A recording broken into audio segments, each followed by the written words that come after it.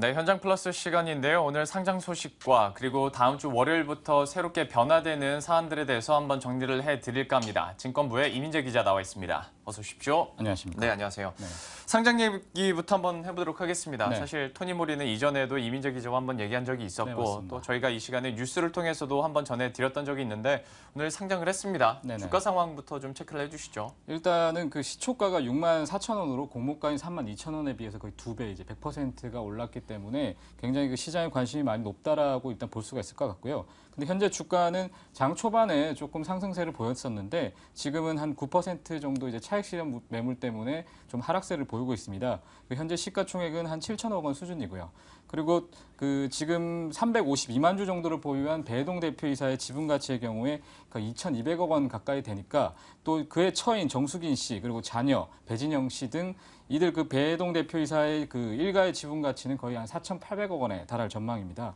그리고 또 배동 대표이사 같은 경우에는 그 과거 공모에서 신주가 이제 176만 주, 그리고 구주가 118만 주를 매출을 했는데 그 구주의 그 매출의 그 지분의 대부분이 이제 배동 대표이사의 지분이기 때문에 이때만 해도 이제 38억 원의 수익을 얻었기 때문에 지금 뭐 수천억 원대의 어떻게 보면 그 주식 가치를 얻었다고 볼 수가 있을 것 같습니다.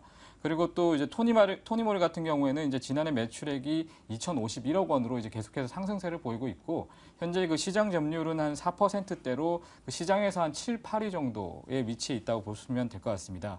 그리고 이제 배동 대표이사 같은 경우에는 그 1999년에 이제 태성 사업이라는 것을 이제 시작을 했는데 이것이 이제 화장품 제조 용기를 만드는 회사인데 이때 이제 제조 용기만 만들다 보니까 직접 좀 화장품 회사에 좀 투자를 해보고 이것도 판매를 해보면 좋겠다라는 생각 때문에 이제 토니모리를 만들게 됐고 이게 이제 요즘에 좀 실적이 잘 나오다 보니까 이제 상장까지 이르게 된 것인데요.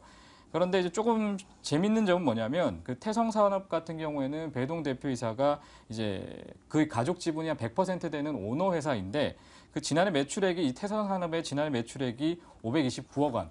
근데 이 중 절반의 254억 원이 그 토니모리를 대상으로 진행이 된 것이거든요. 그렇기 때문에 사실 이제 이 태성산업의 어떻게 보면 수익이 거의 배동 대표이사의 어떤 일가로 가는 거기 때문에 더더욱 또 수익이 높아질 수 있다라는 또 예측이 나오고 있고요. 또 금융투자업계에서는 태성 사업이 좀 이렇게 그 상장을 하는 것이 아닌가 이런 식으로 좀 예측이 좀 나오고 있습니다.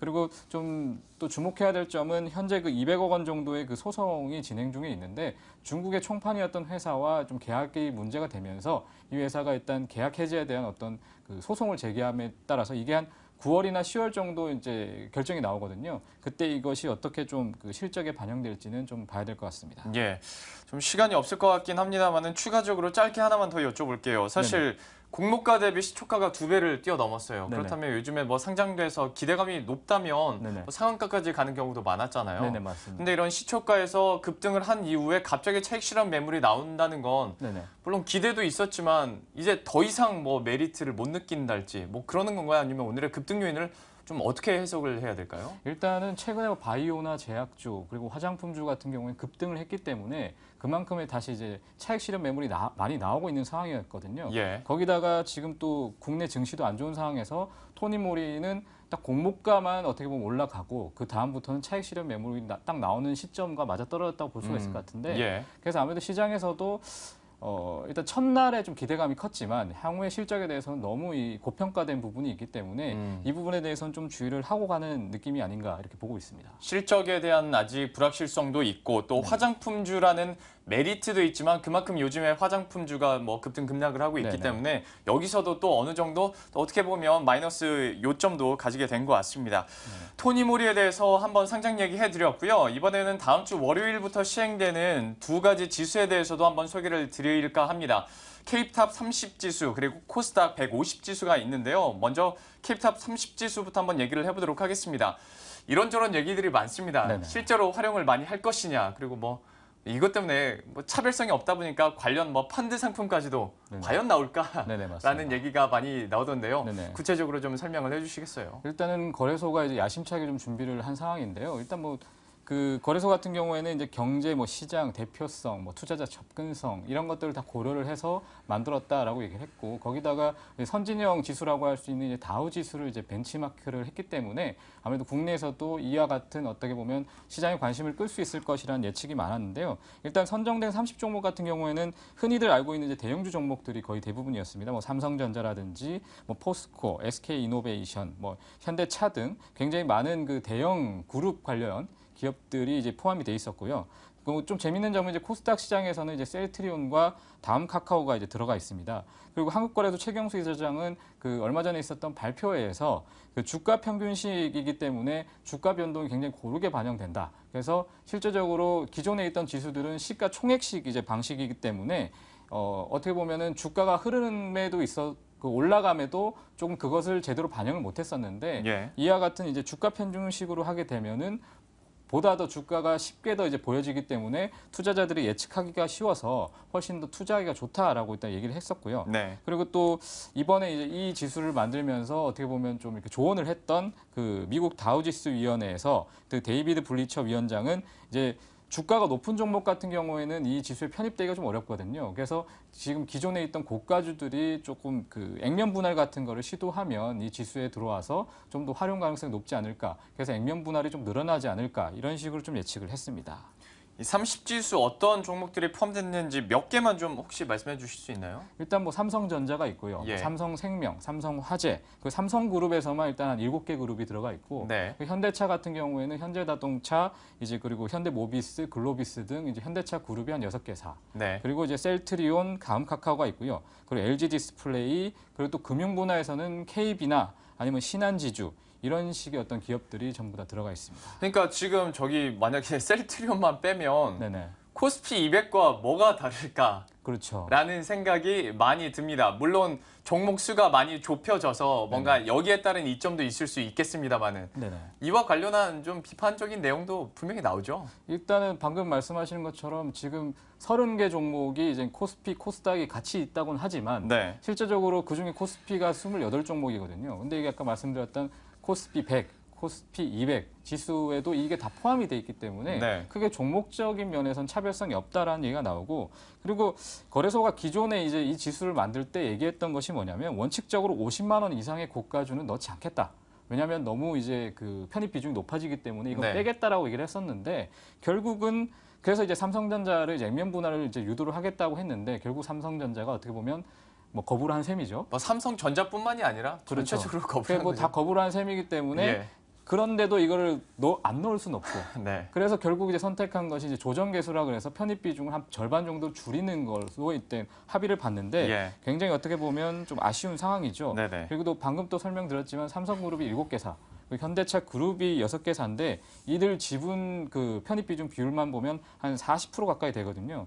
그렇기 때문에 그 K탑 30지수의 어떤 등락에 있어서 결국은 삼성그룹과 현대차그룹의 어떤 그 움직임이 굉장히 크게 작용한다는 점에서 좀 아쉬움이 남습니다. 예. 그리고 또 이제 금융투자업계에서도 일단 차별성이 없다라고 얘기를 했었고요. 그리고 실제로 다우지수 같은 경우에도 미국에서 원래는 나스닥과 다른 지수에 비교해서 뭐 이 주가 평균식이기 때문에 굉장히 지수 흐름이 가파르게 올라갈 것이다라고 예측했지만 지금 뭐 미국 증시를 보더라도 나스닥이든 뭐 다우든 결국 상승 비슷하거든요. 그래서 다우지수도 차별성이 없는데 국내 증시에서 다우지수를 벤치마크한 게 예. 차별성이 과연 있을까? 이런 지적도 좀 나오고 있습니다. 아이러니하네요. 네, 맞습니다. 예.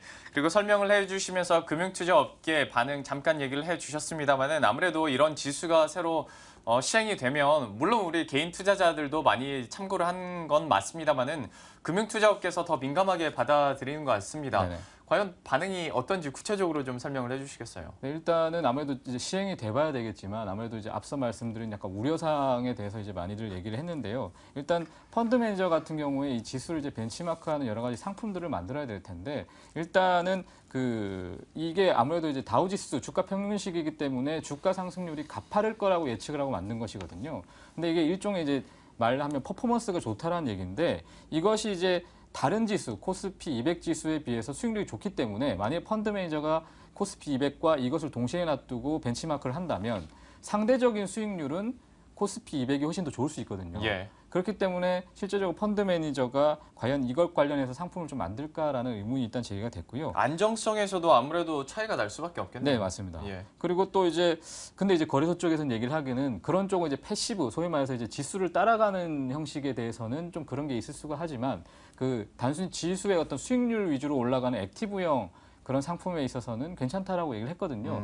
하지만 그것도 조금 말이 안 되는 게 뭐냐면 그 대신증권 그 조승빈 연구원이 이제 얘기를 하기로는 최근에 K탑 30에 들어가 있던 종목 같은 경우에도 최근 좀 올해 들어 하락세를 보이고 있거든요. 예. 왜냐하면 대형주가 최근에 뭐 수출 부진이라든지 대외 변수 때문에 뭐 실적도 굉장히 하향 추세고 그리고 그에 맞춰서 주가도 내려가기 때문에 K탑 30의 수익률도 지금 안 좋은 상황이기 때문에 액티브형도 과연 잘 따라갈 수 있을까라는 좀 예측이 나오고요.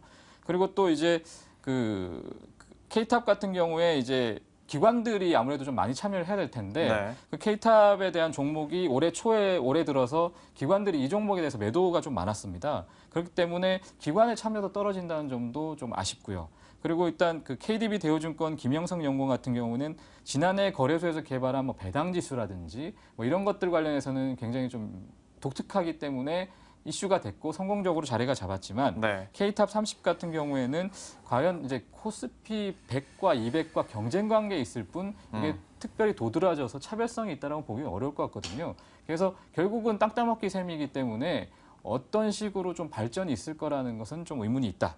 그리고 시장 전반의 역동성을 좀 떨을 수가 있기 때문에 아까 말씀하신 것처럼 종목별로 30종목에 들어가면 굉장히 좀 이득이고 30종목에서 빠지면 좀 이렇게 조금 안 좋은 그러니까 약간 부익부 빈익빈의 사례가 나올 수 있기 때문에 이것도 좀 우려스럽다라고 좀 얘기를 했습니다. 실제로 마지막에 말씀해주신 그 문제와 관련해서는 셀트리온 같은 경우에도 주가에 분명히 이런 네. 것 때문에 뭐 편입이 결정된 이후에 물론 주가에도 좀 향방이 가름이 되는 모습이었고 역시 뭐 배당 지수 얘기를 해주셨었는데 지난해에는 워낙 또 배당에 대한 관심들이 높았기 때문에 이것이 실질적으로 투자에 좀 도움도 되고 많이 이렇게 좀 거론이 됐습니다만은 과연 비슷한 형제가 나왔을 때 과연 이것을 어떻게 활용할 수 있을지 그리고 이것만의 또 장점이 있을지는 아직 좀 미지수인 것 같습니다.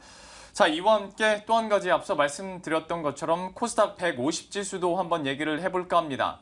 이름을 들어보면 이것은 대충 어디서 벤치마크가 됐을지 네네. 감이 오는 것 같은데요. 맞습니다. 설명을 해주시죠. 일단은 뭐 짐작하셨다시피 일단 코스피 200 지수를 벤치를 마크를 한 건데요. 예. 이것은 이제 기존의 이제 코스피 200 지수처럼 이제 아까 그 주가 평균식이 아닌 시가총액 이제 평균식으로 이제 진행이 된 건데 일단은 거래소 쪽에서는 아무래도 코스피 200이 어떻게 보면은 그 지금 지수 중에서는 굉장히 좀 이렇게 주목을 받고 있는 그 상품이기 때문에 이것에 대해서 일단 그 좀 벤치마크를 하겠다라고 얘기를 했고요. 그리고 뭐 셀트리온이라든지 다음 카카오, 뭐 동서, 메디톡스 그리고 바이오메드, 뭐 파라다이스 등 150개 기업이 선정이 됐습니다. 그래서 그 6개월 평균으로 해서 시가총액이 큰 종목으로 일단 선정을 했는데 평균 거래대금이 좀 작은 종목은 제외를 했다. 그리고 또 코스닥 지수의 전체 시총의 한 54% 정도를 커버하기 때문에 코스닥 시장을 훨씬 더 좀 이렇게 잘 반영을 할 수 있다라고 얘기를 했는데 그리고 또 지수 산출 방식도 코스피 200과 동일하고 또 기준 시점 같은 경우에는 2010년 1월 기준으로 해서 천선에서 일단 시작을 해서 이제 13일에 산출이 될 예정이고요. 네. 그리고 근데 아무래도 이제 조금 우려스러웠던 게 뭐냐면 그 K탑 30과도 비슷한 우려 사항이긴 한데 기존에 있던 지수들과 차별성이 있을까라는 부분이 있을 거거든요. 특히 이제 코스닥 100 지수와 좀 150 지수와 그 좀 겹치지 않을까라고 예측을 했었는데 제가 보기에도 실제적인 종목은 거의 흡사하거든요. 예. 그런데 이제 거래소 쪽에서는 아무래도 이제 타 지수보다 수익률도 좀 좋고 그리고 100보다는 150이 코스닥 시장에 어쨌든 50개 기업이 더 들어가 있기 때문에 반영을 더 그렇죠. 잘한다. 훨씬 더 반영이 잘 될 것이다라고 예측을 했습니다.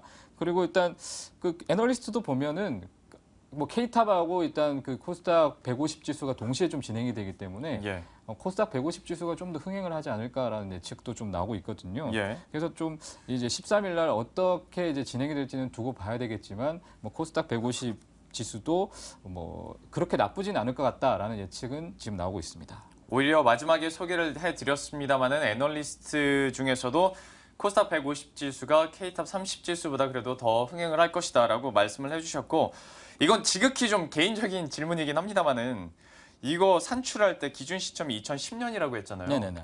왜 이때로 하는 거예요? 기준 시점을? 일단은 그 기준 시점은 이제 여러 가지 그 계산식 때문에 시작을 하는 건데 예. 예를 들면은 K탑 같은 경우에는 1996년을 기준으로 했거든요. 네, 그렇다고 그리고 들었어요. 일단 예. 이건 2010년 기준이긴 한데 이것은 이제 너무 그동안 저희가 이제 박스권에 많이 들어가 있었잖아요. 네. 지수들이. 그때 또 너무 낮은 거를 넣기는 또 애매하고 아. 그리고 또 너무 높은 거를 또 넣기는 애매하고 그래서 중간쯤에서 적당한 상승세를 보이는 곳의 구간을 찾다 보니까 네. 그 기준 시점이 이제 코스피는 좀 더 오래됐기 때문에 네. 그 기준 시점이 좀 앞에 있는 거고 아. 그래도 코스닥 지수는 그 기준 시점을 잡을 때 네. 코스피보다는 조금 역사가 좀 덜 됐기 때문에 2010년에 있다고 보면 될 것 같습니다. 엄청나게 의미심장한 그런 건 없었네요. 네네, 제가 좀 맞습니다. 궁금해가지고 네네. 추가적으로 여쭤봤습니다. 자, 이렇게 해서 전체적으로 토니모리 상장 소식부터 K탑 30과 코스닥 150 지수 이번 월요일부터 이제 시행이 된다는 점까지 이민재 기자와 함께 짚어드렸습니다. 고맙습니다. 감사합니다.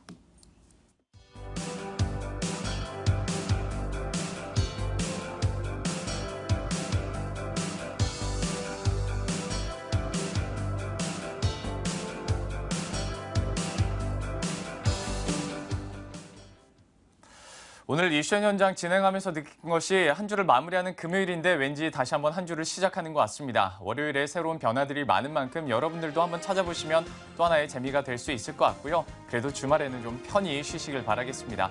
저희들은 다음 주 월요일에 다시 찾아뵙겠습니다. 시청해주신 여러분 고맙습니다.